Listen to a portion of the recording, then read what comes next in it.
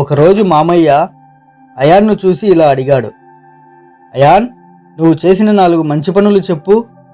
మామయ్య, నేను చిన్నపిల్లవాడిని కదా, నేను ఏమి చెయ్యగలను? పెద్దయ్యాక చాలా మంచి పనులు చేస్తాను. మామయ్య చిరునవ్వు నవ్వి ఒక చిన్న దీపం వెలిగిస్తూ ఇలా అన్నాడు. నలుగురికి మంచి చేసే అలవాటు చిన్నప్పటి నుంచే ఉండాలి, లేకపోతే పెద్దయ్యాక కూడా ఇదే అంటావు. కానీ మామయ్య, నేను చిన్నవాణ్ణి కదా, నేను ఏం చేయగలను? నేటి చిన్న ప్రయత్నాలే రేపటి విజయానికి పునాది. ఈ దీపాన్ని చూడు, ఇది చాలా చిన్నది. దీని వెలుతురుతో మొత్తం ఊరంతా వెలిగిపోదు, కానీ ఒక చిన్న గదికి సరిపోతుంది కదా. ఈ దీపం తన పరిధి మేరకు వెలుతురును పంచి చీకటిని తరిమివేస్తుంది. అలాగే నువ్వు నీ పరిధిలో మంచి చేయగలవు.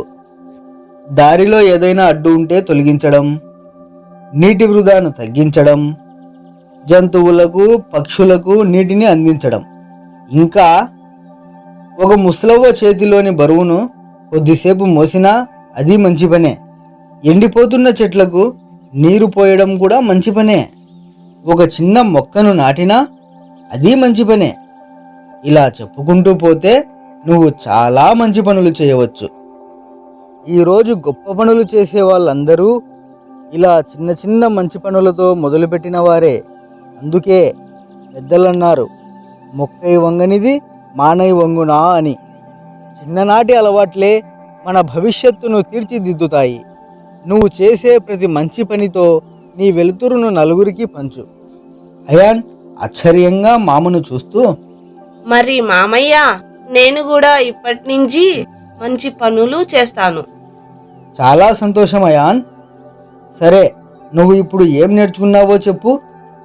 మంచి పనులు చేయడానికి పెద్దవాళ్ళము అయ్యే వరకు ఎదురు చూడాల్సిన అవసరం లేదు.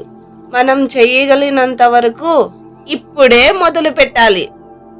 ఈ వీడియో చూస్తున్న ప్రతి ఒక్కరికి ధన్యవాదాలు.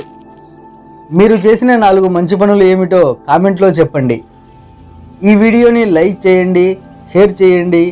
ప్లీజ్ నా ఛానల్ని సబ్స్క్రైబ్ చేసుకోండి. ఇంకో మంచి కథతో నెక్స్ట్ వీడియోలో మీ ముందుంటాను.